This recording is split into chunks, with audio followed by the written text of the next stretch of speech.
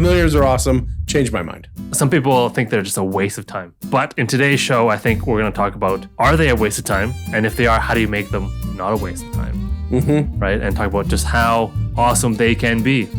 What the hell did you summon? What did you summon? What the hell did you summon? What the hell you summon?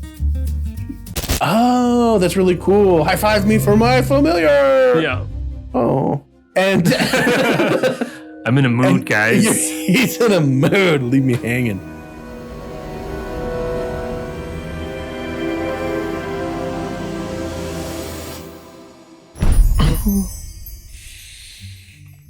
See that?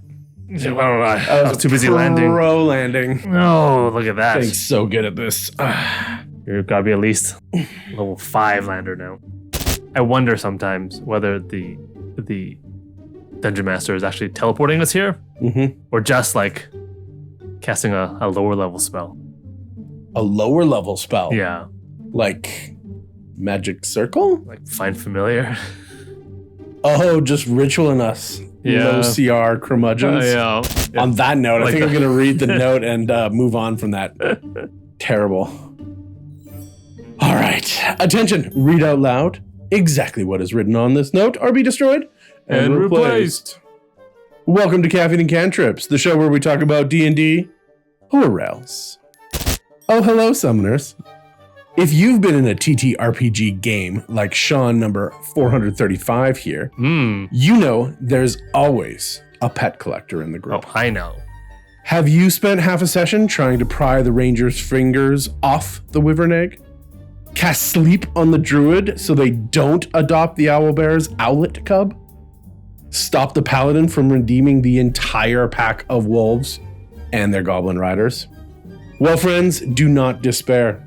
I, Byron number 494, have the solution for you. Familiars. Yeah, cast 'em, feed 'em, stick 'em in a ring of spell starring familiars might be the thing you need to get more than you could ever ask for. And a bag of chips. Check it out. Today we're exploring everyone's favorite ritual.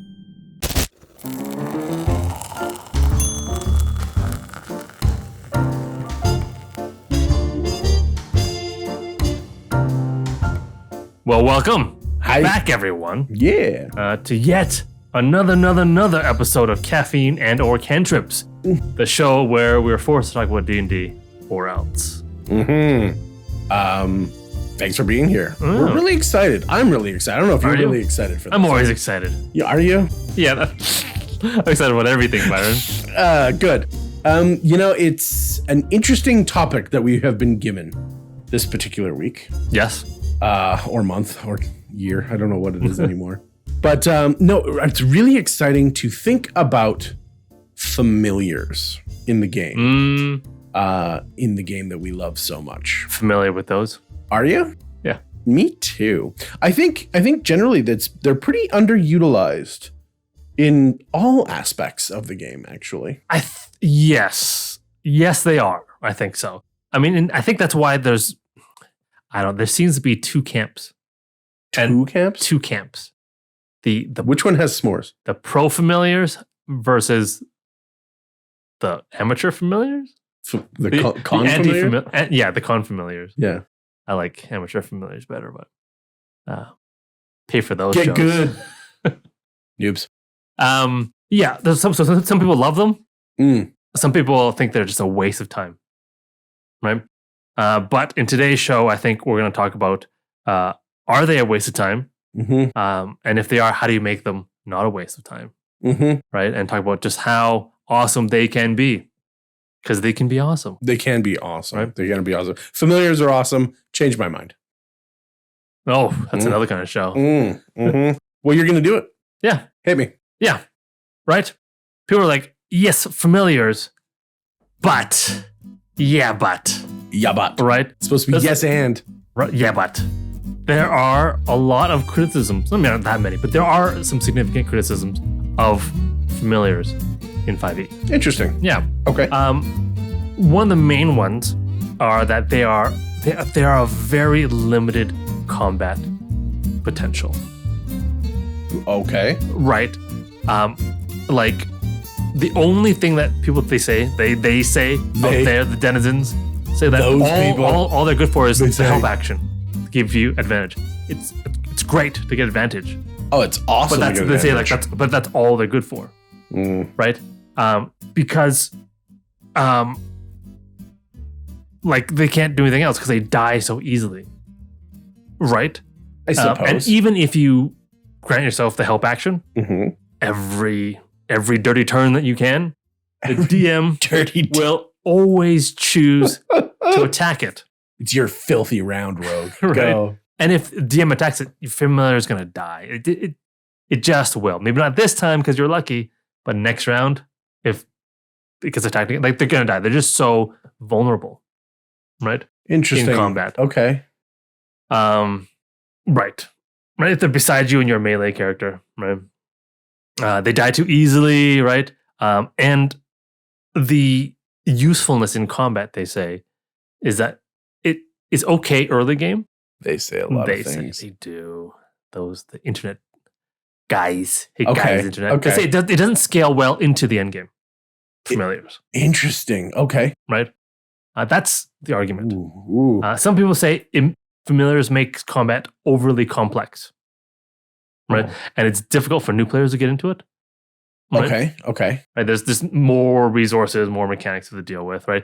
Say it bogs down the turns and makes it take longer. And there's a bunch of rules vagary out there. Vagary. Yeah. Okay. Vague rule interactions. Yeah. That cause a lot of friction on your table. Right? Potentially. Like the whole touch spell delivery using the reaction. Can they move and touch? Do they have to be beside the enemy when they use a reaction to deliver your spell? Like it's vagary. Because it doesn't say. It just says they can deliver it using the reaction. Right? Is there movement? They don't mention movement. Anyways. Special delivery. And then so the players will want to do one thing. DMs will say no because that is the eternal battle of D&D at some tables. Hopefully not yours. But I say, if this is you or someone you know of, you're not doing it right. You're not doing it right. Hot take number 1 of the episode. You're not doing it right.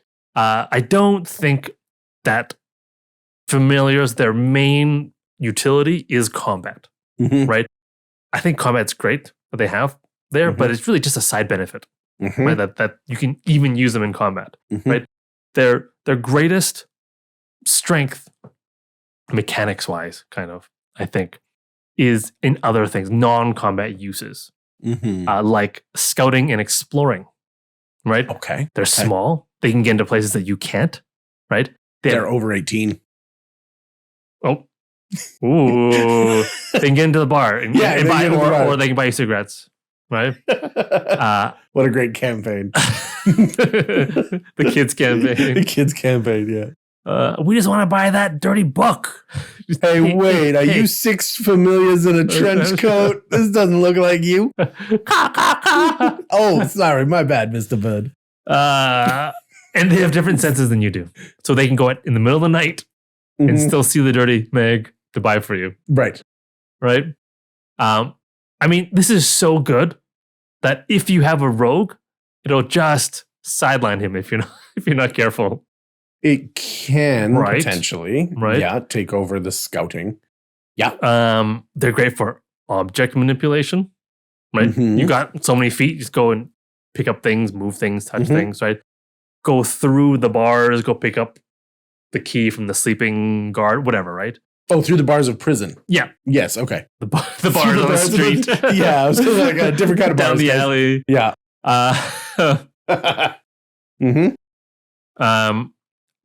You can always, and then there's always the wonderful owl familiar who can fly by with Dragon's Breath cast on them, right? Which is basically for a whole minute they can fly by and not get attacked by creatures.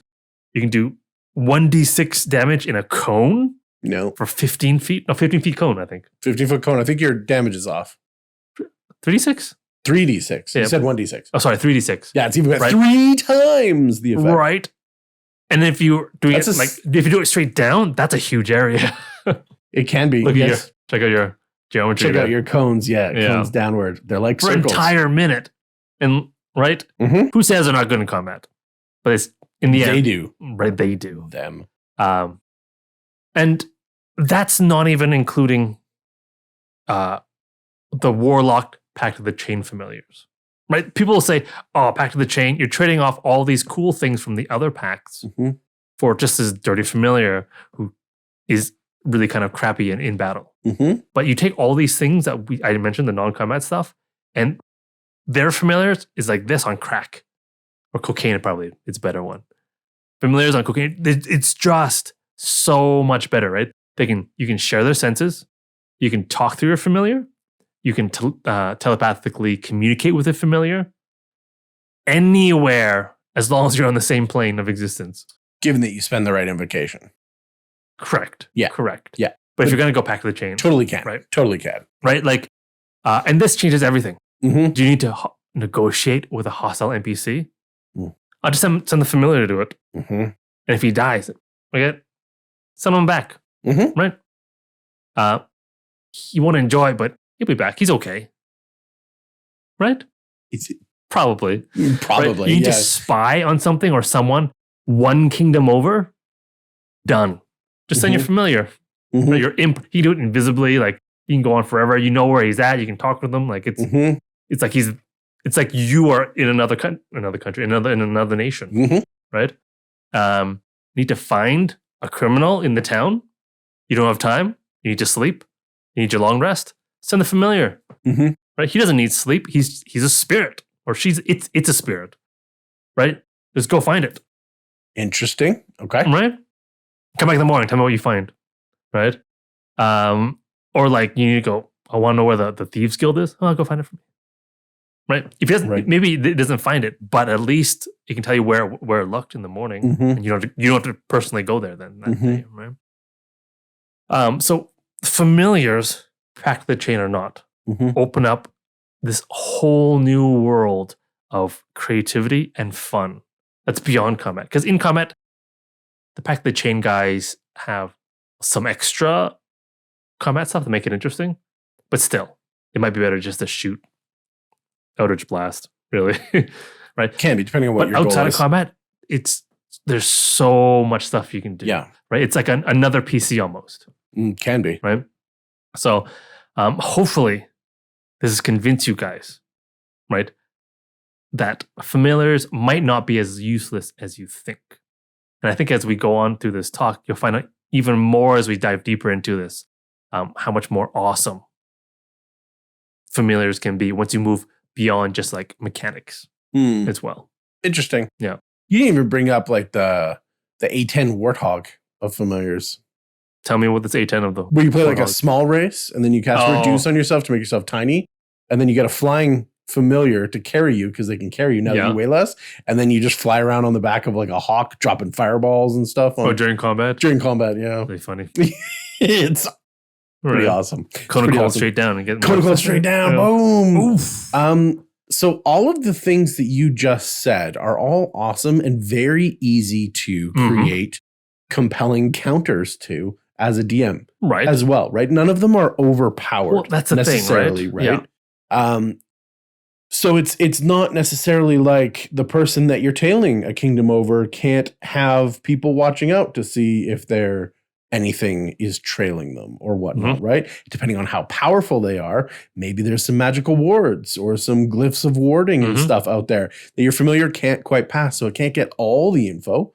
If it's scouting out the dungeon, what happens if it comes to a closed and locked door?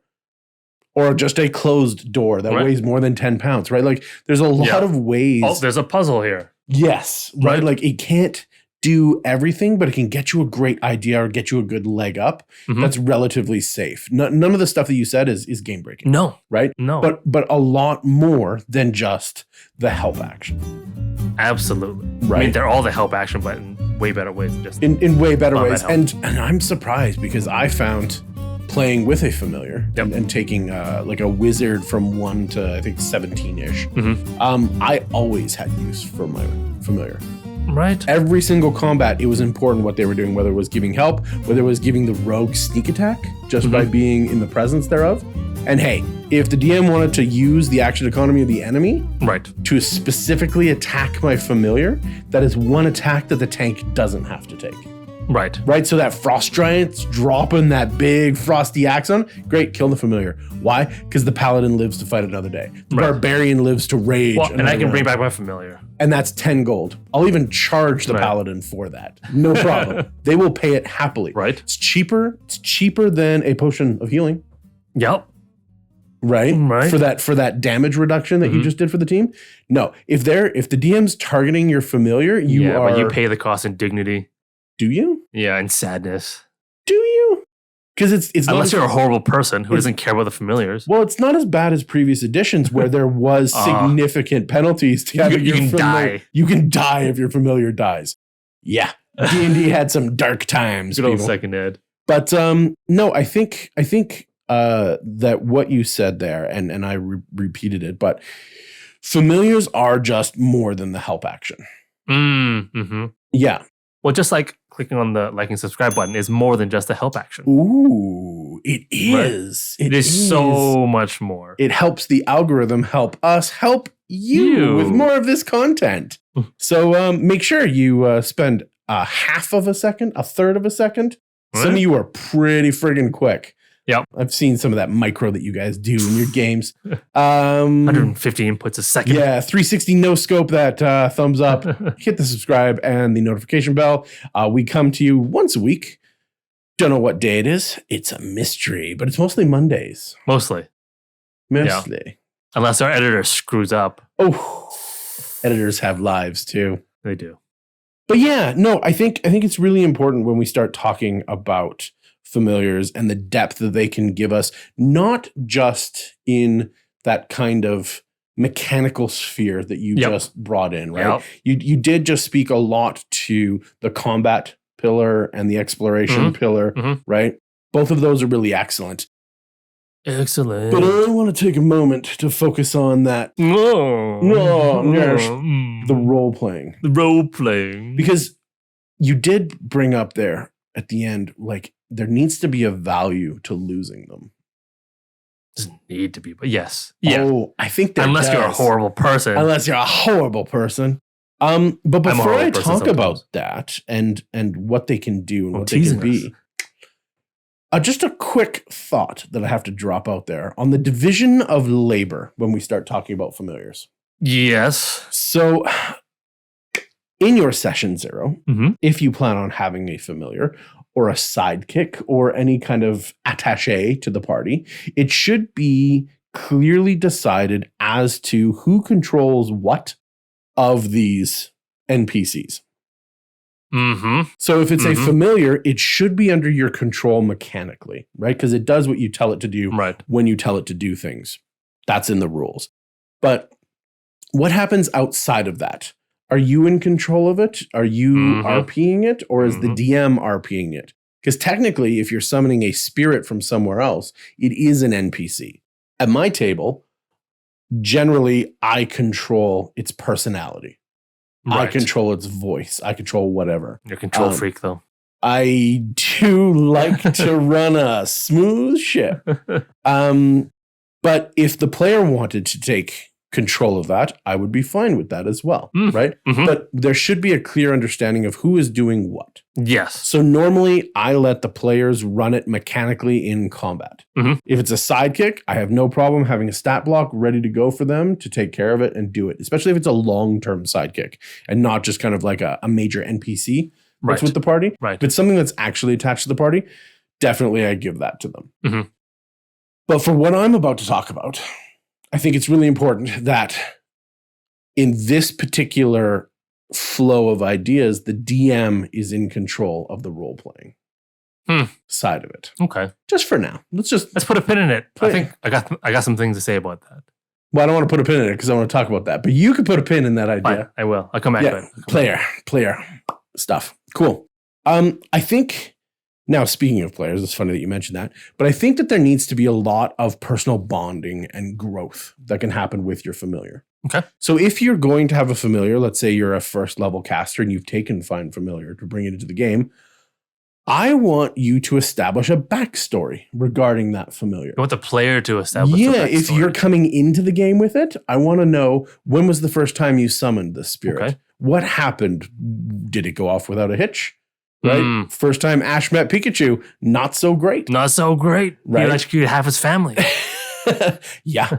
It was disastrous. But like this concept of how did you two meet? What was it a meet cute? Was it like a desperate kind of between the bars? Was it between the bars? Were you a desperate plea because you spent one too many nights in the drunk tank and you were off to jail if you couldn't get out? Right. I think it's important to establish a backstory for how you met and or kind of bound your familiar to your service. Ooh. And it's important because I think that, like I said before, familiars need to have their own personality and kind of their own voice.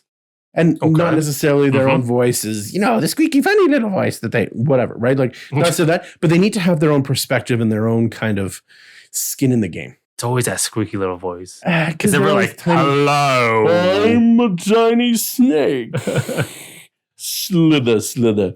Because actually most of them can't speak common. Through. But if they can speak, in the case of, a raven, a parrot, a whatever you homebrew, any of the Pact of the Chain stuff where it's a little bit smarter, they need to have that kind of flavor to them.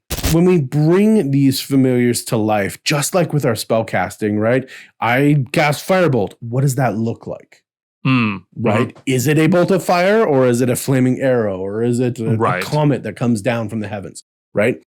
Just like with that, Find Familiar should also have that same kind of personality to it. Right? So describe specifically how this familiar is attached to you, how it is a part of you or an extension of you, because it is your magic binding it that way. Go beyond the forms of Fey, Fiend, or Celestial. Right? And get in there and really describe. I don't care if it's black and red and has horns and spits sulfurous gas. It can still be a Fey or a Celestial. Right? It doesn't have to conform to anything. It has to mold and mirror what you are as a caster or what story you're telling. Right? Use that symbolism, use that metaphor specifically through this. And this is going to be around a lot. Right? Switch it up, cast multiple versions of it. Don't just necessarily go for the optimized versions of what this is. If your DM has a problem, what does that even mean anyway? Flyby on the owl, like the swim speed of an octopus, like the what's the swim speed of an octopus? Oh, and it's got like the ink burst and stuff. It's one of the better choices. Interesting. Same thing with the venomous snake, right? And you can milk it for poison and stuff. And right. How do you? What's the action for milking a snake? Oh. So audio listeners, you're missing out. So, finger banging. Finger jarring. So these types of things, why can't you have a venomous golden retriever that looks like a hellhound? Like what is preventing the system from doing that?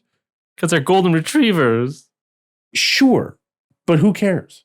Yeah. Right? Who cares if the firebolt is a fire arrow or a comet or a flaming bird or a feather thrown or whatever? He seems so sad. He keeps poisoning all his friends. All he wants to do is play catch. Right. Instead, they play dead. So it's but what is really preventing one thing from looking like another thing and still doing that?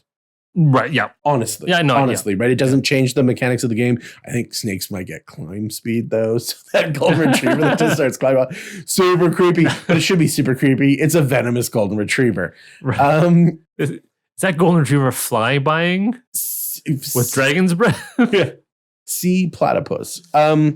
So all of these things I think are important when we look at it. This is yet another chance to use the language and the vocabulary that we've been developing to be descriptive. Yep. To take that extra second and really push forth yet another aspect of our character so that people can read between the lines and get more of that show don't tell. Okay. Right? And go even farther with that personality, with that backstory. Have a personal quest attached to the familiar, or the familiar has needs, perhaps. Like the familiar has its own quest, or is it the Perhaps. Why can't your familiar be a quest giver? right? Right? It is a spirit. Right. Right. So it's got something. It's got some power of its own. It's just made into The a shape. form Right. that the caster kind of bends its will to be. Ooh. Yeah. Sean's in a mood today, but it does have these kind of this massive creative weight behind it. Yep. So why not use that? And like I said, with these quests, if it can be a quest giver, why not allow it to communicate? Even if that communication is through kind of advanced feelings and desires, as opposed to actual language in the case that you don't have a quote unquote speaking familiar. Right. But once again, why? Advanced emotions? What do you mean? Yeah, like why can it not have a strong impulse to take you north?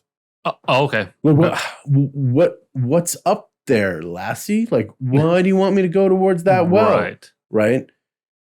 Feel free to do more of that show don't tell, but I think the connection of it being a spirit and not an animal means that it should have something more to it.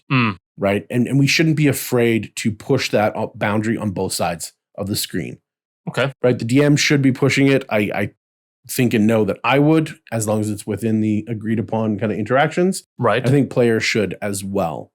And when we have that kind of motivation, that's a great way for the delivery of additional soft power or soft kind of increase to the PCs. Okay. Right? Like sideways progression. Sideways progression, potentially. Or you could even have linear progression where, you want to kind of Pokemon this thing and go find the Thunderstone so your Pikachu becomes a Raichu. Right? Like upgrade your familiar. And probably more on that later, because I think that could be an important thing too. But why not have its own goals, its own kind of feelings? Because if it has these feelings, you can connect and bond with it in an emotional context. Interesting. And this is if the DM controls. I think this is if the DM controls it. Yeah. If you want to have an emotional relationship with yourself. That's what I was saying. I was like, that's different. You definitely can. And we've talked about this before in having a scene of one. Yes. Right? You can have that scene where you're writing in your journal at the end of the night and the lantern's lighting the small interior of your tent. Okay, great. And then the wizard or whoever is whispering quietly to their familiar while they're writing out their journal for what happened in the day. Right. Right. And then, the familiar is there listening. At least there's a give and take in that moment, even though it's a quote unquote scene of one. Right. But then it can show to the other players what's going on, right? And develop that connection so that you have more to lose than just 10 gold and a bit of charcoal. Right. Right. So your dignity. Yeah, and your dignity. Every time a familiar dies, I get pantsed, guys. Stop it. But having this spiritually emotional connection, you can have an emotional connection with a pet, with a regular animal in real life. Right. So why can't you have one that you have intrinsically kind of like brought to you and keep with you and take care of? Like a fake emotional connection with a fake pet. Like a fake emotional connection with a fake pet in a fake world with real emotions. It is. That's the thing. The emotions are real. And so you've got these familiars that you have their emotions kicking off, their desires, their wants, and they're experiencing the world alongside the PC. Right? So if they've got that emotional intellect or an actual intellect of their own, they can have a conversation through desire, fear, want, whatever with the player, or they can just talk to the player, because why not? Why can't they just communicate with you? Right? You can in a moment take over their entire sensory scape, right? See through their eyes, move them around at you when you're making weird faces. Can you communicate with them? I mean, if the DM says so, I guess. Yeah, you can communicate. In the rules, is it telepathic? Yeah, wizards are limited to like 100 feet. Yeah. I think all because I can't actually physically control you, but I can be like, fly up 100 feet. Yeah, look over there. I think everyone but warlocks is 100 feet.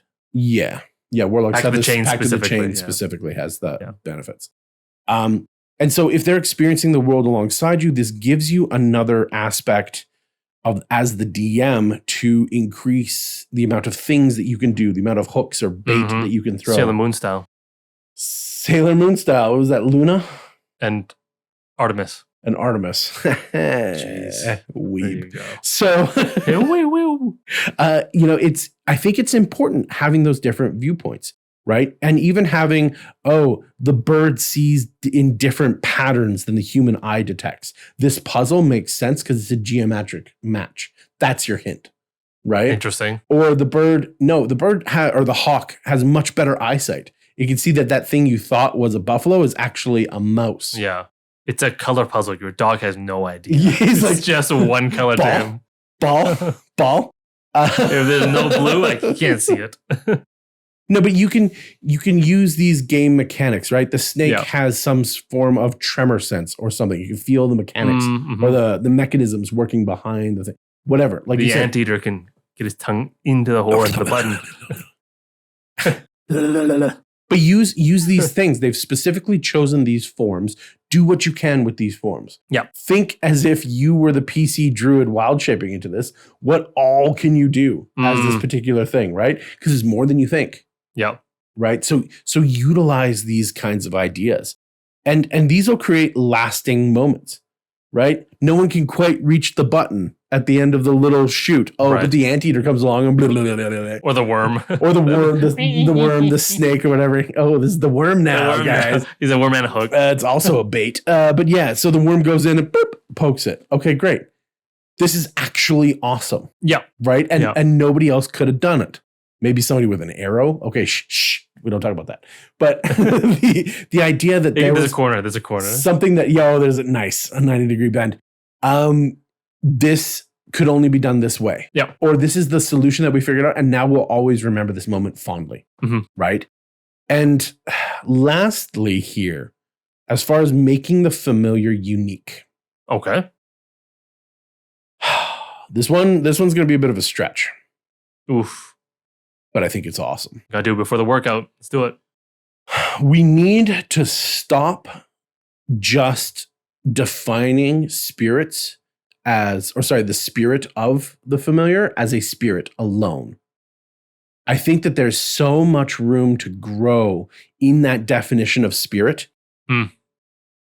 With the magic being what it is, how it interacts with the world around itself, or the people, or the weave, or whatever it is.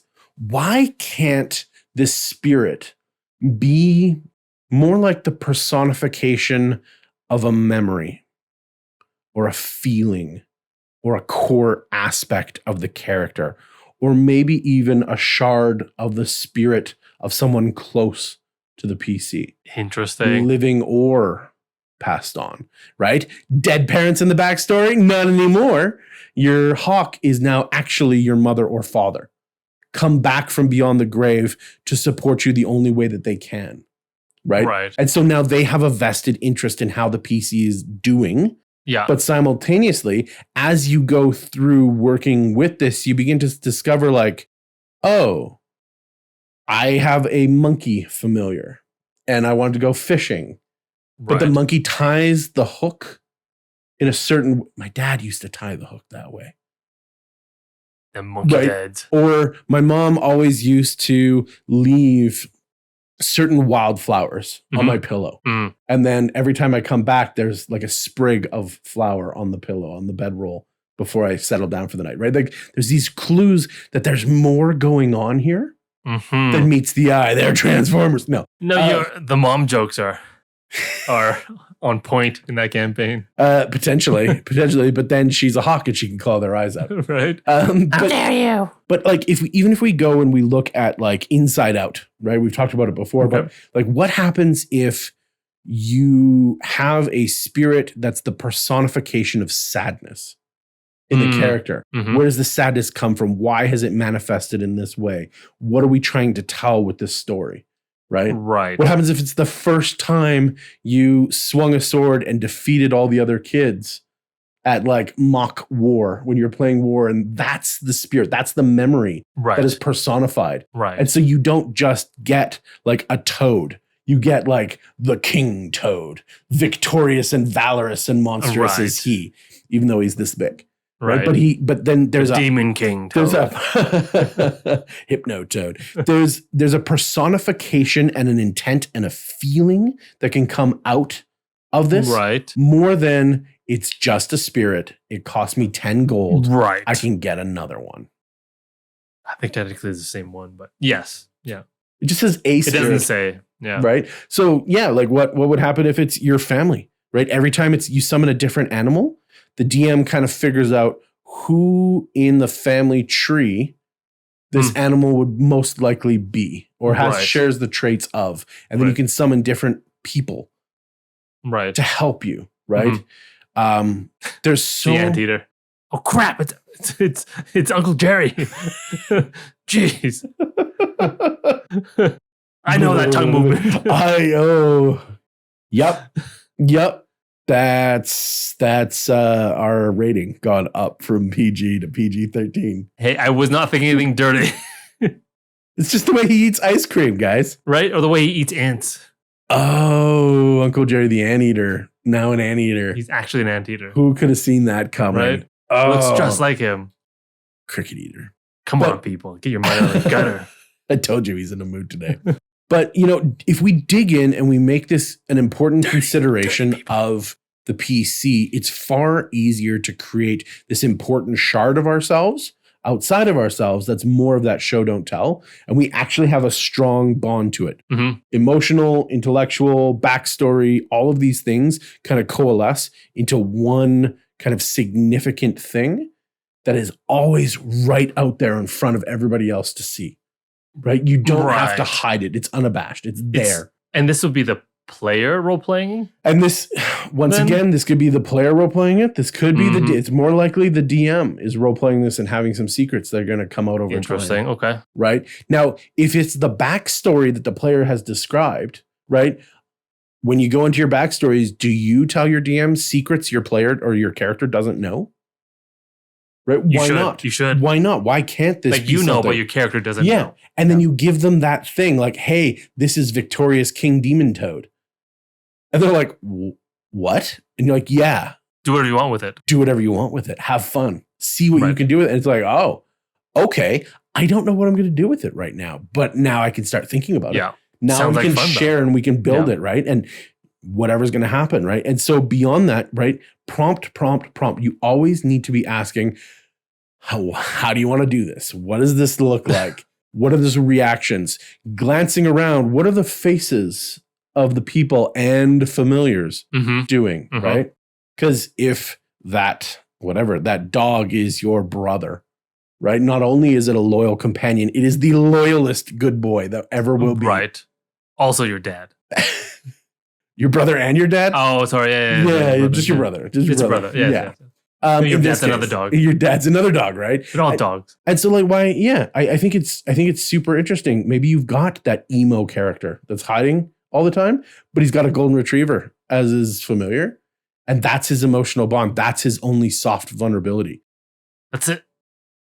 He cuddles up with the dog. Interesting dynamic between the DM and the player.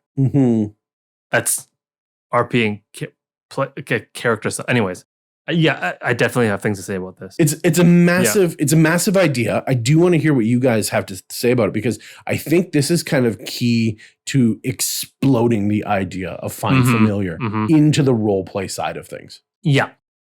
I mean, it's interesting because you as a player, I guess if you're coming into the campaign with a familiar, you create the familiar and the backstory and everything and the context of, and then the DM is kind of forced to role play whatever you create, which they are anyway.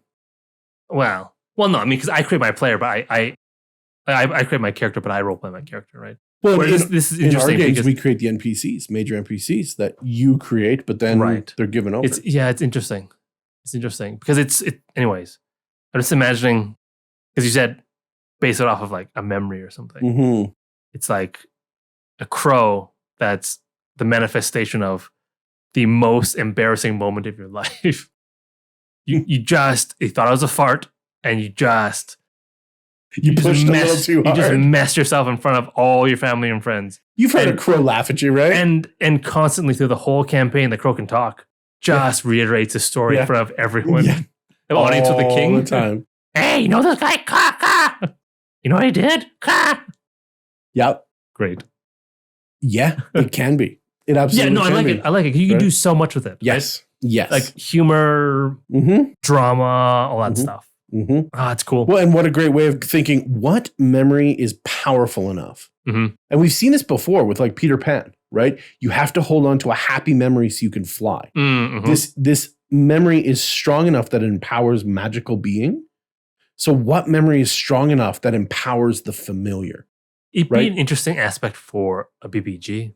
It's a BBG familiar? No, the BBG's familiar. Oh, the BBG's from it. Yes. Right? That extremely gives interesting. You, the players, hints at like why BBG is the way he is. Well, that's or something, that's right? Potentially that Achilles heel that we've talked about before. Yeah, that really weakness, you can find it out through their familiar. No, familiars as a tool for like narrative sort of dynamics. It's really interesting. I like it. There is something though, like, because you can just, sometimes I feel like familiars, it's difficult to form these bonds when they just can just die and come back. Yes. And in some ways, I feel like nothing wrong with going that path with someone familiar. That's great. But it's easy sauce, right? Is it easy? Right? We're here sauce? for a challenge. Don't take the easy way out, guys. Don't let them kill your mom. There are other ways of getting familiars. There are. Right? I mean, you don't get to summon your ancestors, right? Uncle Jerry doesn't. You can't. Jerry, you can't. Barbarians can. Oh yeah, they can. Yeah, they can. Right? But there are other ways of getting familiars that do. Only when you're raging, though. Okay, can we get a close up of that face? Editor, no. There are other ways of getting familiar that does change that dynamic. That gets rid of that dynamic where it's so easy to feel like your familiar is disposable. And that is using the variant familiar rules. Oh, where you don't summon a familiar. You as a player, you go and you find an NPC creature. Yes. And convince it. I believe of 8th CR or lower. Is that what it is? I believe so. Okay. Could be half, but I think it's 8th CR. Wow. Hey. Yeah. And convince it to become your familiar. Yep.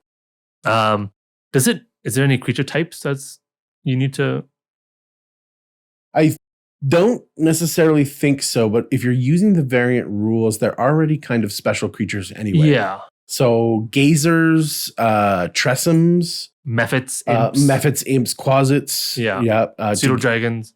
I mean, those are warlock. It's interesting that the warlocks can just access them, but anybody else has to work for it to get those. Right? Yeah. Can you get like a goblin? No, I don't believe so. See, that's one. I don't. Let me know in the comments. Is there any limitations to like what type of creatures? Beasts only. But then no unicorn. Too high a CR. Is it? What CR is it? Unicorns? Yeah. I don't know. I want to say 3 off the top of my head. Hey, you said CR 8 or lower. You said right? No, it's 8th. Oh, 8th. 1/8. 1/8 or lower. Yes. I was like 8th. I'm like, really? That's really awesome. Yes. No, not 8th level. 8. No. Yeah. 8th. 8th. Okay. 8th. What's that mammoth? As my familiar. Right. He real friendly. Was that Displacer Beast? That's my familiar too. No, that's only a CR3. Yeah. Right? Yeah. The bard just has like, or the druid for that. But there is certain special familiars depending on which like module you're doing. I know there's like Jarbo-esque. I think Jarbos or Aleppos. Can't remember, little desert rabbit things. In oh man. The Curse of the something Tomb. Tomb of Annihilation. Yeah, that one. There's also like a little monkey one that you can get. There's the flying cats, the tressums. The tressum. We love tressums. Who doesn't love a good tressum? Why would you give cat wings? Nature's best predator wings? Okay. Anyway, I digress. Yeah. Talk. Anyways, so you manage to role play with this NPC. Yes. Convince it to become your familiar. Yes. For sure, this is DM. Yes, you're working. Yeah. You should be working with the DM anyways. Yeah. But this is working with the DM, right? And this changes everything. Even more. Like it brings it to another level, right? Your familiar now can just about anything. CR 8th and lower. I believe so. Right? OP. But what happens is that it's no longer just a thing that you can summon now, right? Death is much more permanent. Like maybe you can resurrect, revivify. I don't know if that works. I think so. Like on a snake. I don't know. Depends. Right? Right? Depends. So it's much more permanent. And now you're really living on the edge, right? Because you can't just go disarm that trap for me. Thanks. Right? Or just open the box, right? Because it might be trapped. And if he dies, he's dead, right? And because you've worked so hard, or your player has worked so hard to get this familiar, they won't want to lose it. You won't want to lose it. And so then what you'll end up doing is treating your familiar like an actual person with the personalities, and you won't make those arbitrary decisions. And in that way, it will naturally push you in that RP direction. I think. Can you unsummon or dismiss the variant? I don't think so.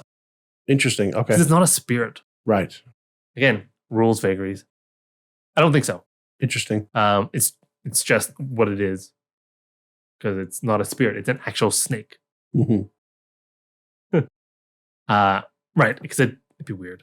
It doesn't turn into a spirit either. So, but then again, when you talk about emotional impact of things happening, if it dies, it's a much larger impact than just, 10 gold. I guess I have to sell another low quality dagger or short sword that I got from the bandits that I massacred.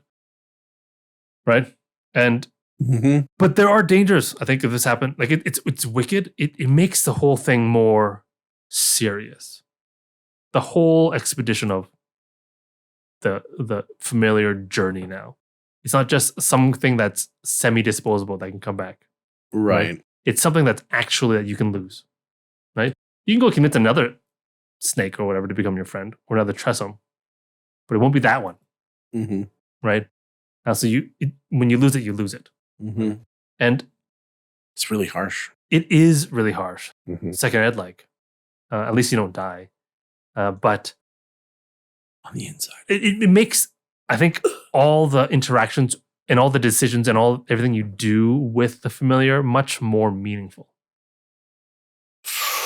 I suppose if you give it anything to do that involves with risk at that point. Right? Yeah. Like, do you just keep it then as a pet? Or then why even have it? Maybe because it's a pet. Right. Just get a pet then. Right? Why make it a familiar? Right? It can deliver touch spells for you now, I guess. Right? But so it's interesting. Emotional damage. Touch yourself. But because of this elevated risk and this heightened sense of loss, DM's message for you: we all know you love killing familiars.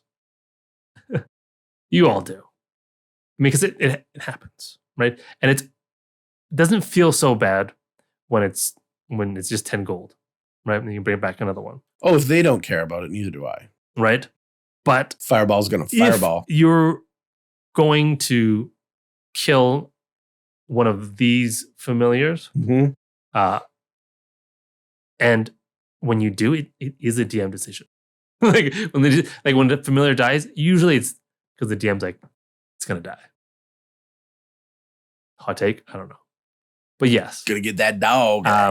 But so if you're going to kill a player's variant rules familiar, yes, try to make it mean something. Don't just kill it because you don't want to give any more help actions. If it's doing something that you don't like, have that communication with your player. Mm-hmm. Figure out what's going on and then go appropriately. Because it would feel so horrible. It does feel horrible. I've had my familiar die on me. And then I almost died. Because it was second ed. I shot it. Like arbitrarily. I was like, what? Those were our because you were scouting with it. Yeah. Younger, more brutal years. My brutal years. A soldier shot it with a crossbow. My Old Testament. Yeah. Anyway. I'm not bitter. I'm not bitter. I don't like this. Okay. This is my DM thinking about it face.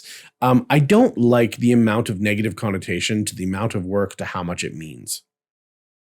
If I were to allow you to use the variant rules, I would probably modify the Find Familiar spell into some form of lower cost Revivify, specifically for this. That'd be nice. Yeah, because if you're, it feels so horrible, right? It's like starting with a major animal companion, like a unicorn, and session 1, the DM's like, your unicorn hates you. All my traumas. And you're just like, oh, well, that was an intrinsic part to my character. Bye, unicorn. Like, why'd you give it to me if you're gonna take it away? You know who you are. It feels to me like it's really, really rough.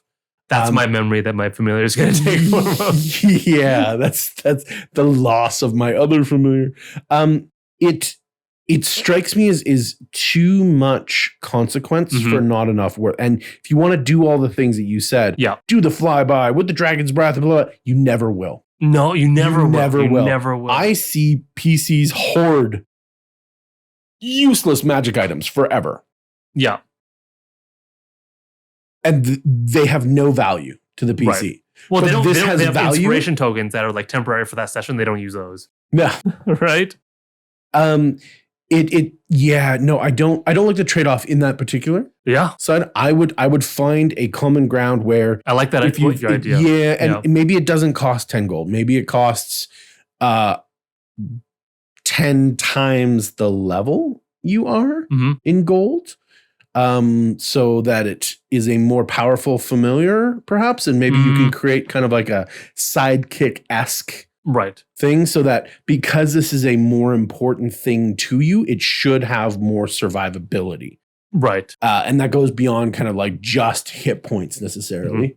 Even using some of the wound-esque style rules from MCDM and their major NPCs, where it doesn't have 50 hit points. It has 8 hits.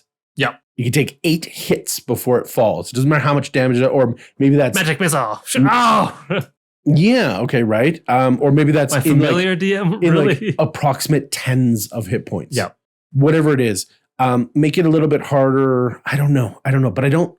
On its face, I feel like it's too easy for it to be viewed as punishing the player. With one side action to be like, boom, got to go on a side quest and find yourself another winged cat. Well, like I said, if a DM kills a familiar, especially this one, it's on purpose. Well, and this is I think one of the complaints. Don't at me, but do get in the comments. With Hedwig's death in Harry Potter, right? They're flying away trying to escape the Death Eaters. Spoilers! How did Hedwig die? What? I don't remember this. Harry's trying to escape with the Death Eaters, and they all take the polyjuice potion, so they all look like Harry's with the Phoenix. Is it in the movies or the book? In the movies. Oh, I didn't watch the movies. It's probably in the books too, but I don't remember. Okay, they have a bunch of owls out there as well. I think they're all polyjuiced to Hedwig, and Hedwig gets a Avada while trying to defend Harry as he's flying away. Right, but it's lost in the chaos. You just find out kind of afterwards that this happens. And so it's like, okay, so it was a moment of triumph. It was a moment of glory, but it really kind of wasn't, because there was so much action going on. Right. That feeling doesn't sit with you. Right. Versus Nagini getting slain. Right.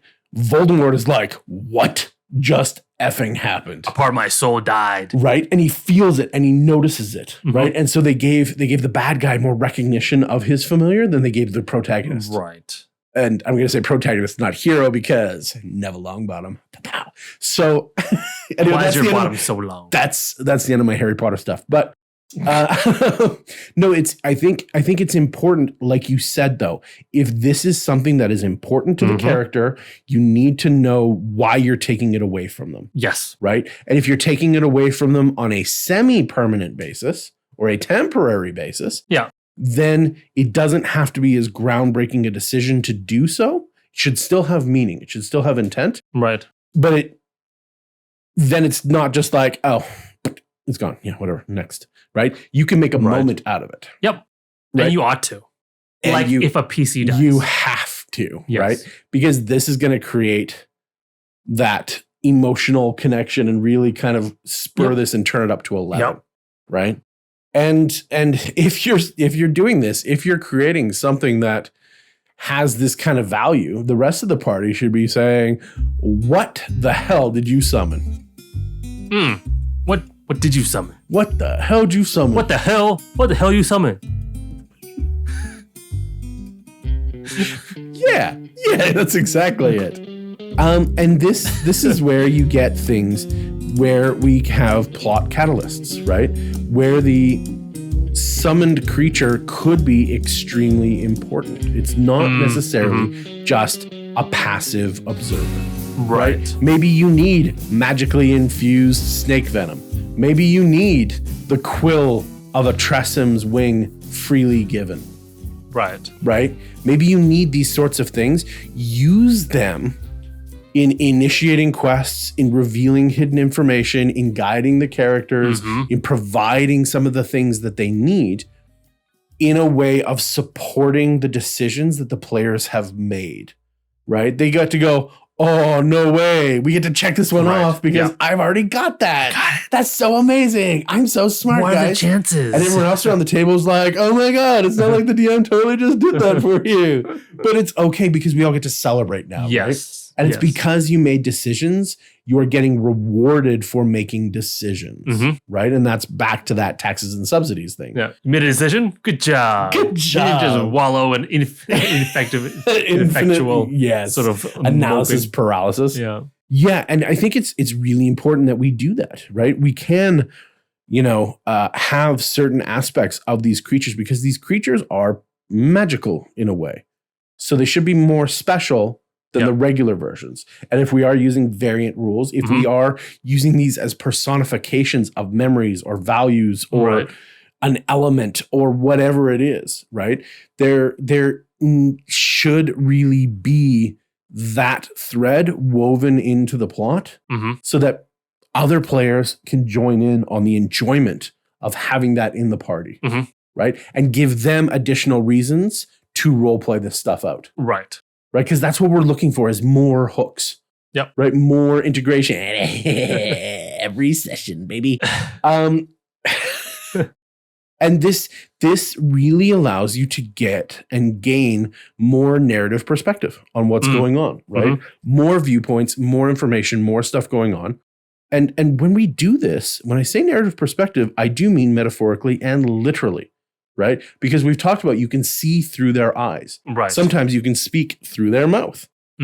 Right? Why can't you go and, like we said before, shoot the monk? Right? You have, I'm going to get Polly the parrot to fly in ahead of us. We open the doors to the grand hall and my familiar flies and goes and hangs off of one of the chandeliers. Right? Why can't I then describe the scene from the viewpoint of the bird, watching the party enter, right? Heroically, majestically. I've now given the party their own third-person view of themselves, to like enjoy this moment a little bit better, right? And perhaps the bird sees something. Maybe the dog sees something. Maybe the dog sees something. You enter the hallway and you see the kilted warriors, right? In their armor and their kilts and their weapon, and then what does your dog see sitting at their feet? Ball. What he doesn't see is he doesn't see you not hitting the like button right now. Because dogs, they bring out the best in everyone. Right. There you go. Let them bring out the best in you. Yeah. Click for doggos. That's right. Click for doggos. Click for the algorithm. That should be our campaign slogan. But do go and check us out on Patreon, on Spotify, all the Apple Plays, Google Music, all of them. We're everywhere. Jazzes. So that we can reach you, the people, where you're at. But since you're here, we love you. Hit that like, hit that follow, and we'll keep going. Mm-hmm. Let's go. Going. So another thing that I think you can do when we're changing perspective is if this ball is if this is of a memory, if this is of a spirit that's connected to your PC in some way. Yep. That's the horrible memory now because you can see through the eyes of your dog. Maybe. Oh gosh. Right. There could be in the opportunity for flashbacks to experience the memory or experience a shared bond between you and your familiar in that backstory from a different perspective, where the player may have seen it as a sorrowful moment, but the spirit or the memory remembers it differently because it remembers it from that third person view. Right? There's a I don't know, like a nugget of truth buried in the memory that isn't tainted by the character's perspective. Right. So it could be the time where they got their ass beat by the town bully. But what they don't see, or what the character didn't see because they ran away, is that the little boy or girl that they were protecting from the town bully didn't get beat. Right. Did then switch their mind and choose to love, support, right? That age-old boy meets girl kind of story thing, right? Maybe they did do that. Maybe they did switch their mind and become a person who would forever love that individual or support that individual, whatever it is. Maybe, like we said, that dog that's your brother, maybe when he passed away, there was a moment of forgiveness and pride and acceptance that their younger sibling couldn't save them. But they tried, right? And it's like, it's okay, right? It's okay. And that kind of peace that might come from that as a narrative tool could be really powerful in the story that you're telling. Or there's some tragic event that happened and your character always blamed himself and thought it was their fault. Correct. But your familiar, who is your uncle, knows knows better that it wasn't your fault. There was other circumstances that were happening and it's not your fault. Yeah. But it's been a powerful motivator, and it's now that you can learn that it wasn't your fault, now that you've come so far. Right? Now that you don't need that pain or that hunger or that desire to drive you forward, you can forgive yourself, right? And great, powerful moments can happen. Will, it's not your fault. Will? It's not your fault. Oh. Don't F with me, man. It's not your fault. Good Will Hunting. Okay. Yeah. Good. Sorry. Will. It's not your fault. It's not your fault. So this is also perhaps an interesting way of using passive perception, right? Oh, okay. Something that the familiar catches that your player doesn't necessarily. They do. Squirrel. You can interject a flash of a vision. It's you walking down the alleyway, blah, blah, blah, blah, blah. But the bird who's flying ahead of you catches the thief waiting in the corner. Right ahead of you. So now you get a chance to do something before they spring their trap. That's really cool. I like that idea. Instead of just being like, oh, you see a cloak poking out a little ways down the alleyway, right? No. You're giving them the same information from a different perspective, utilizing the tools that they've given you. So you go like, oh, that's really cool. High five me for my familiar. Yeah. Oh. And I'm in a mood, guys. He's in a mood. Leave me hanging. Unlike my bird familiar that just saw that, ambush. Why don't we, right? Whatever it is, it's a spider, it's a rat, it's a bird, it's a plane, it's Superman. Dirty rat. If we use these things as players, as DMs, to continue to provide additional narration and additional flavor and description, they are a tool. So why shouldn't we use that, right? Right. And even like a failed sleight of hand check by a player or whatnot.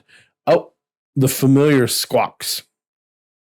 as you go to like lift a few gold out of the person's coin purse, right? It doesn't look like the wizard twitches, but the familiar definitely saw you, right? And you're just like, do they know?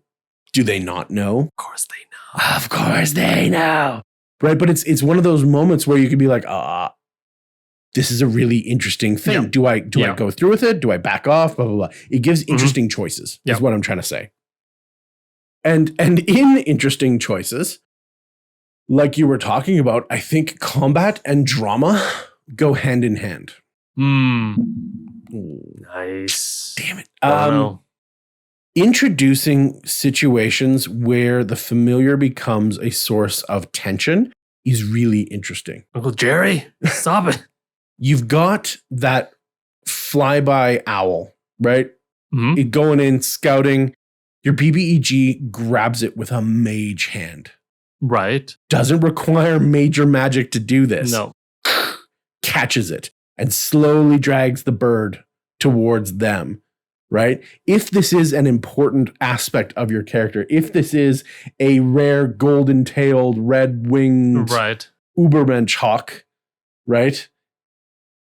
You're going to want to prevent the BBEG from slowly twisting the bird's head farther and farther and farther, waiting to see where it pops. There is a moment where you need to Leroy Jenkins that scene, right? To just show what the character is feeling in that moment. Right. But if you don't care, you're just like, twist it. I got 10 more gold. Whatever. Right. More where that came from. Right. Then that defeats kind of the intention and the immersive. Flock of familiars. Here we come. We're in combat now, right? Yeah. Oh, we in combat.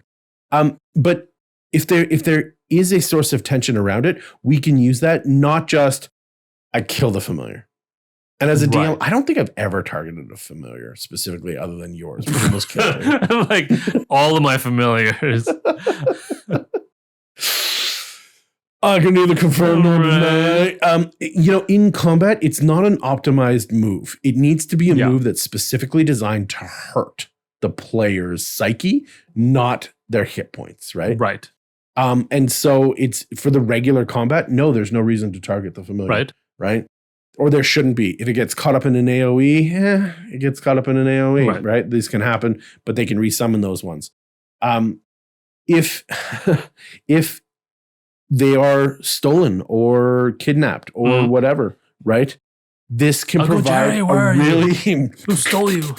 This can provide a really interesting sort of chase scene or an interesting kind of investigation in a town, right? Where you got to go and figure out where the familiar has been taken, what perhaps they're trying to extract from the familiar. Because remember, detect thoughts might allow a back door from the familiar into the caster. Nice.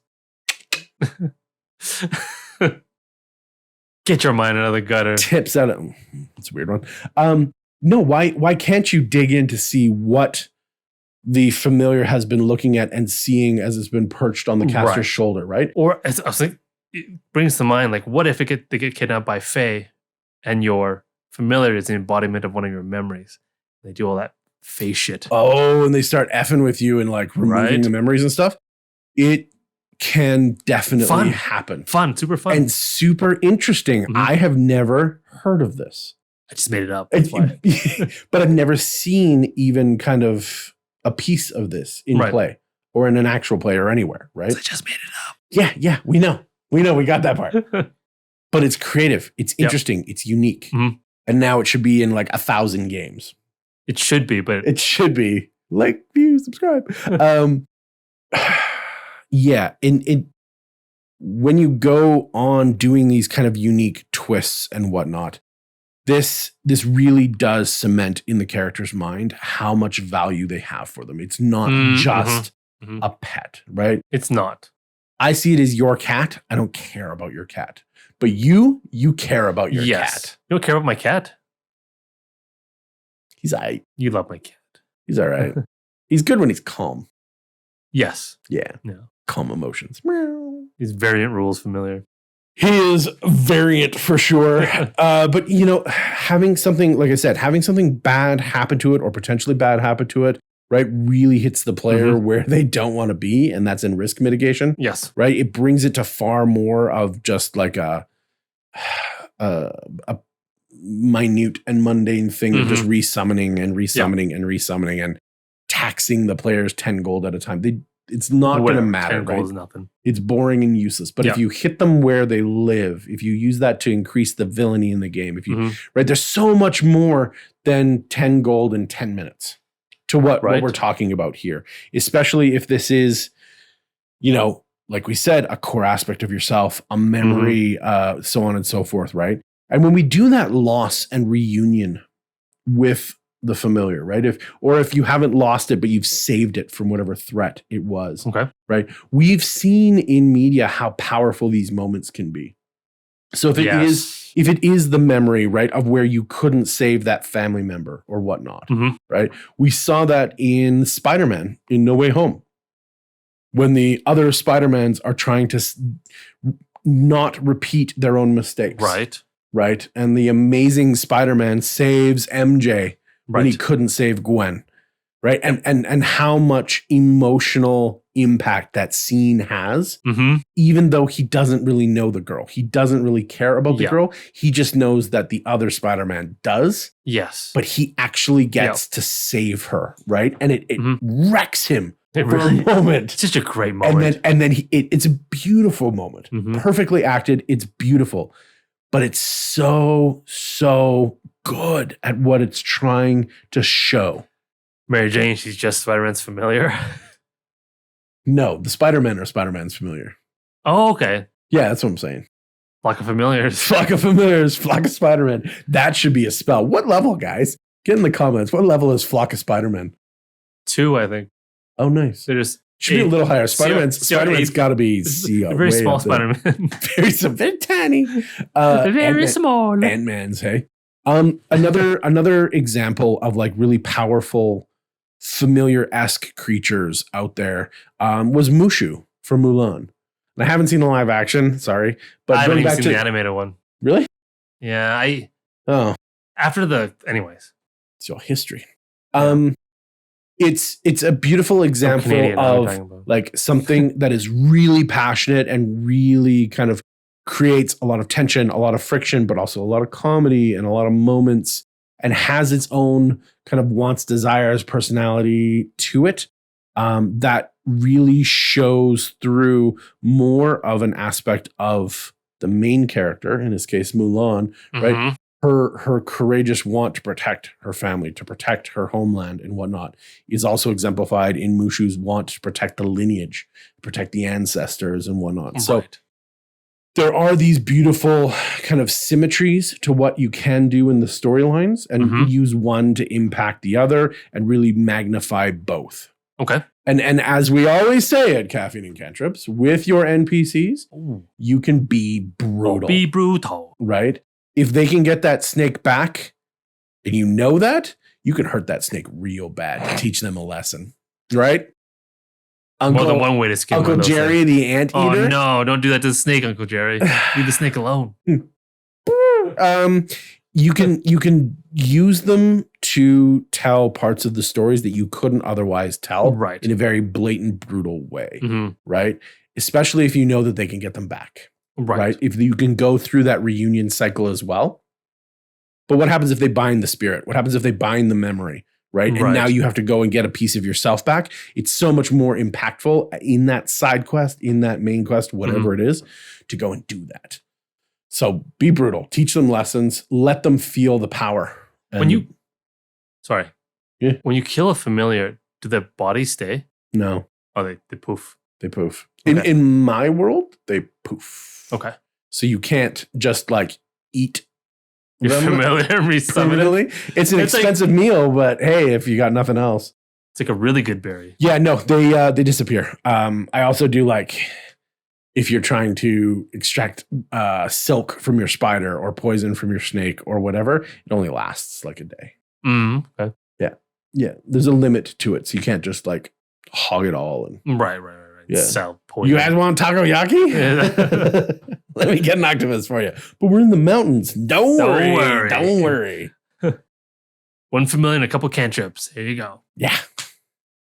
that is some big ideas. I think this is an underdeveloped part of the game. Yes. And as always, I only really consider the depth of things when I really start like magnifying in and focusing in on them. Yeah. And I have not found the bottom of this well yet. Yeah. Yeah. No, and hearing, it's funny, once we start creating this depth and start thinking about it,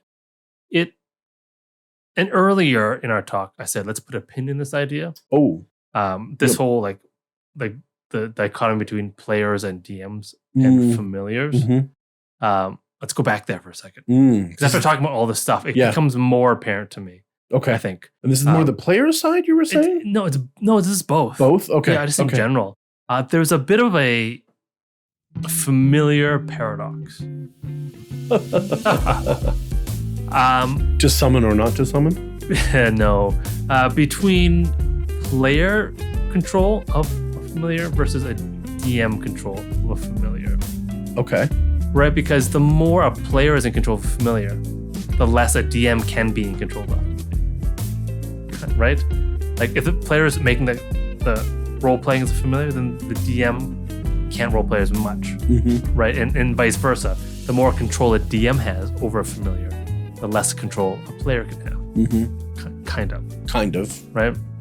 I agree though. And it doesn't really mesh well naturally. If you don't go into the whole familiar exercise without if you don't go in there without with a plan, I think there is a chance that that dynamic will bump into each other and sort of mess things up. I did talk about that briefly, so I'm glad you're bringing it back up. Yeah. Like the dynamic of sort of what you can do with the familiar and the familiar's role, I think it changes depending on who is in control of the familiar player or the DM, right? Like, does the DM plan on using the familiar as a narrative tool, right? Then the DM will need a certain amount of control for that. And if he has a certain amount of control, then that amount of control the player can have, right? Does the player plan on using it for the non-combat stuff, right? And the player needs a certain amount of control, right, that the DM can't have. And that might interfere with the narrative parts and things that the DM wants to do. Sure. Right? Yep. So it's this sort of strange shared NPC that not really is different from all the other NPCs in DM in D&D. Right? Most NPC, it's just the DM. Right? Yeah, I think we've narrowed it down to just familiars and potentially sidekicks that fit this potential quandary or paradox. Yeah, I mean, sidekicks less. I feel. Agreed.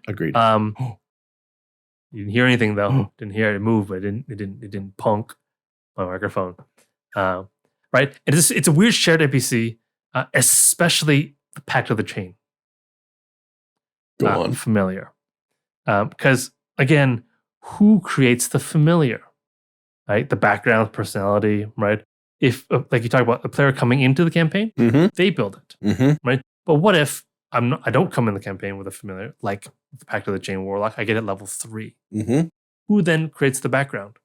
The personality. Either, right? But it is different if the player does it versus if the DM does it. Right? Who role plays as a familiar? Right? Because what if the DM says it, the what we agreed on is, the DM does the role playing. But me as a player, as the Pact of the Chain, I want to send my familiar to go do stuff outside of combat. Then do I have to make does the DM then have to role play my familiar negotiating with the big bad guy that I want to negotiate with? Right? Or, you're right. It's not that it can't work. If you haven't talked about it yet and how to share that interaction or how to share that NPC, which is the familiar, it gets messy. Interesting. Do you think there's a default? It changes depending on how the player and the DM want to use that familiar. Interesting. If the player just wants to do combat stuff, flybys with Dragon Breath, then it's all the player, right? And whatever, right? And all the role playing stuff, then yep. If the DM wants to take it, then there's no overlaps, right? But what if the player wants to role play a little bit as a familiar, right? Because the familiar really is kind of, unlike sidekicks, is an extension of the PC who summoned it. It's an extension of that character, right? More so than anything else. So it's a weird sort of aspect of a player character that the DM has purvey over, whereas usually the DM has no sort of responsibility or control over the players at all, right? Over the player character, right? But in this aspect, it's this familiar is the player character, part of that concept of the player character, but it's also it's like a shared point between the two roles, right? So if you're going to be doing all this kind of stuff, like if you're doing more than just combat stuff, which is not worth it anyways, apparently. Totally worth it. Right? When you have, when you start getting into it, make sure you have that clear communication between the DM and the player. Right? Talk about like what the expectations are, who are the roles and the boundaries regarding this familiar, and who controls it when. Talk about this before the game begins, hopefully. Yes. Right? Or if you never planned on getting it, but later it crops up, have a chat before you start doing it. Yeah, exactly, so you guys have clear understanding. So you don't crash into this paradox. Right. So in general, though, I think for sure, combat exploration, player's responsibility. That's pretty easy. Right? Familiar and narrative and roleplay aspects, again, discuss at session 0 if you can, or before you summon it. And I think as you're talking about it and as you're going through with a DM, you should, I think, avoid as much as possible taking away the familiar's agency or sort of decisions that, like, avoid making decisions that undermine the character's control of their familiar. Right? So as much as you can, let the player do what they want with that familiar. Right? And if you need an NPC that you have a lot of control to be brutal with, right? Then maybe don't do it with a familiar. Just have an NPC. Insert an NPC into the party, right? If it means that you're taking more control than that, it's affecting the player's agency with a familiar. Does that make sense? It makes sense. Okay. And we get to communicate once again, right? If you feel like your toes are getting stepped on, best to talk about it before anybody gets angry about it, right? Yes. Because I suppose I am guilty then of assuming that you control what it does, I control who it is. Right. That's how I said it in my head. The only thing that you are in 100% control of is your character. Right. Everything else is in my domain. Right. Right. And so not that I think that that's unfair. No, but we didn't talk. But we didn't talk about it. But that's what I'm saying. Like, Yeah. that's my default setting in this, right? And if you want to will it to do things and you specifically take Right. control over it, 100%. Yeah, absolutely. Right. You are forcing it to take actions that benefit you. And because it is a part of you, because it is your magic, it wants to satisfy those conditions as best as it can. Right. Right. The agency, all yours. Right. Right. But that like flavor, personality, plot hooks, blah, blah, blah, blah, blah, blah, blah. Maybe I'm aggressive in my stance, but I think that's. No, I don't think it's wrong. I think it's great what you're doing. All me. Right. But have a chat. Yes. Right? Just because the players might have clarified. other ideas, Right. So that there's no miscommunication. What if I did want my wizard to have that scene with my familiar? That's a one-man show. Oh, Right? he definitely can because he's talking to the familiar. Right. But he's not making the familiar stay there. But if the DM is the one role playing the familiar, then it's not a one-man show, right? He can't write that scene and perform it.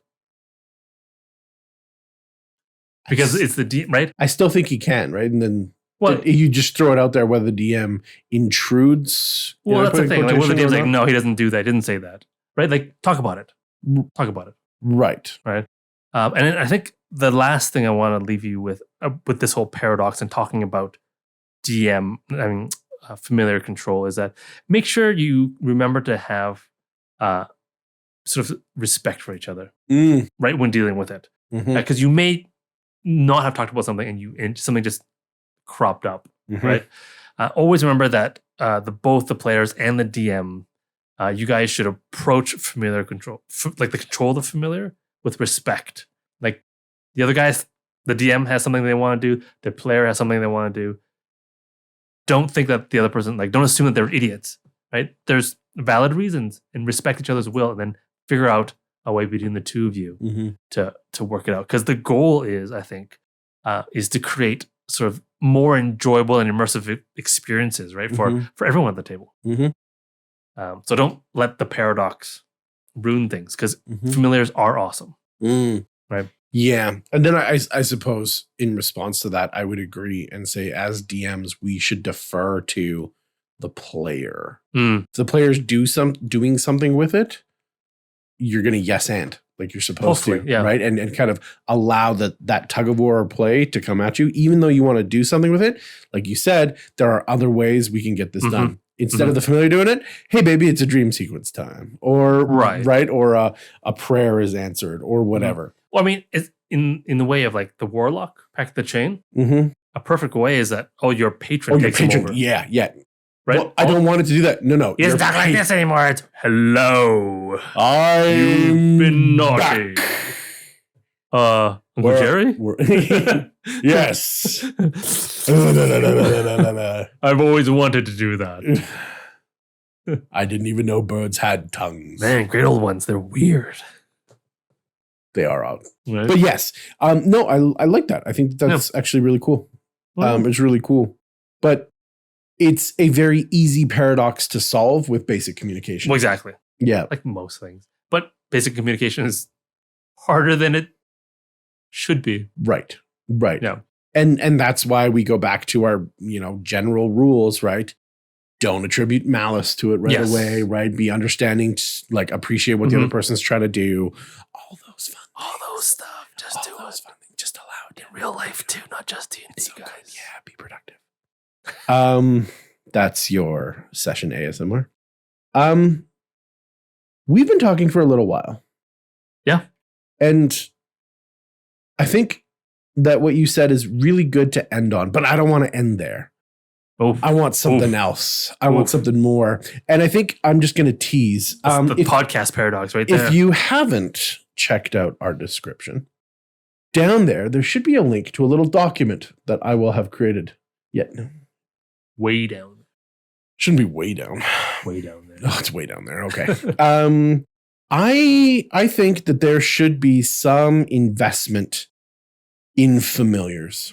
I think that a familiar could be more than just a familiar. I think that there should be a subclass of wizards that probably just deals specifically with empowering their summons. That'd be so.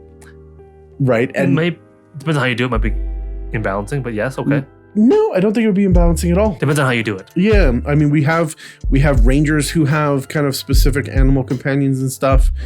They can just resummon those. They don't give a crap about them. We're not even talking about rangers because those are animal companions. But no, I think that there should be a system, and in in editions. Yep. Editions past, there actually was a series of spells called Enhanced Familiar. Yes. That as you leveled up, you could cast these spells and add powers and abilities and stats and whatnot to your familiar to make them more robust. Right? Even in games like Divinity, the more summoning you have, the more powerful your summons are. Right? Totems, little familiar guys become big familiar guys, right? Sorry, it's been my turn for like 15 minutes because I've got Eight guys on the field.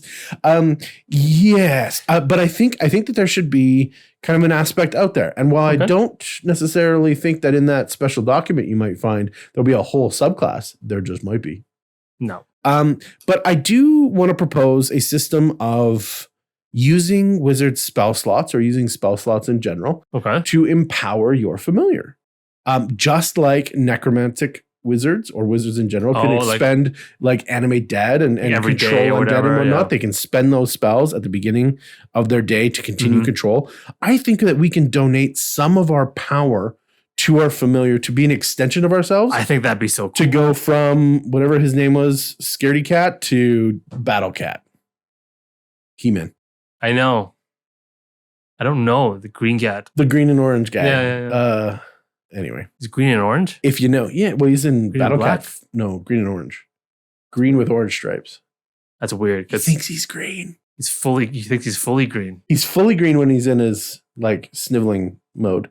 Oh, okay. But he gets the orange stripes when he turns it back. Anyway. It doesn't matter. It doesn't matter. He's all green. Cats don't see I think that there should orange. be something, and whether you want to call this Pokemon Trainer or you want to call this whatever, I do think that there should be an investment where we can see aspects of the game empowering. Because Find Familiar, I think, should be if you cast this at a higher spell slot, you get more out of it. It'd be really cool. It could be a thing, and I don't necessarily think that it's too powerful having a flock of crows. Right? Like you said, one fireball, they're all gone. Right? It's 3 of my worst memories now. And they all talk to each other. Oh, no, I mean like a flock, like 10 of them. A murder. Thing, right? A murder. Yes. So why can't we do that? So that'd be super fun. We're going to go ahead and we're going to actually make some rules for empowering your familiar, spending some of those precious spell slots. Oh, is that what we're going to do? And making them a little bit more robust. If you guys out there, those people in that camp, think that they're not good enough in combat, let's put some fuel in that fire and let's make them something in combat, right? Something akin to a sidekick, something akin to a utility caster, something interesting, extra. And so that will be down there. That will be down there so that you guys can peruse and add that to your game to make sure that when Uncle Jerry comes back, he's packing. Hey, Jerry, what you packing in there? Ball. So yeah. Nice. I think we will end there though. Great characters need great sidekicks, need great familiars. They only support the system. They only make the story better. So go forth, and when you're describing how you want to do this, make sure Boo goes for the eyes.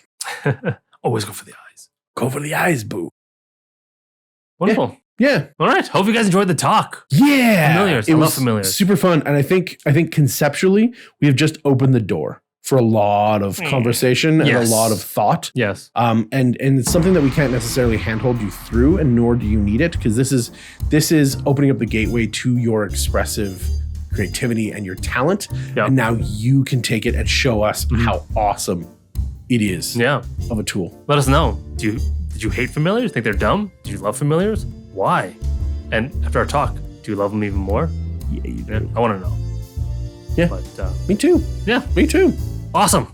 Wonderful. Cool. Well, I think that's it. So it is. Thank you guys so much for joining us today here at Caffeine and/or Cantrips. Really appreciate it. Right. I am Sean. And I am Byron, your resident Furbolg Fortress and familiar master. Woof. So many F's. It was wonderful, and hopefully we'll see you on the next episode. Or else.